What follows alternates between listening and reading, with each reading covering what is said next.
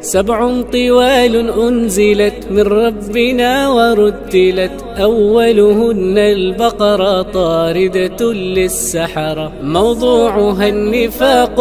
والصوم والطلاق، رتل سطور آل عمران فهي التالي. اقرأ ترى غزوة أحد فيها وحمراء الأسد، ثم اقرأ النساء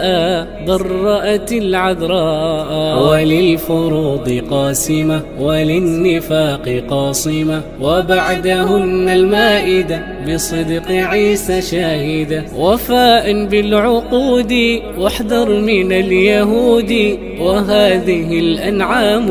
من ربنا إنعام، حمدا لرب منعم هدى لدين قيم، الأعراف بعد رددي إلى الختام واسجدي. اقرأ عن الأقوام والرسل الكرام،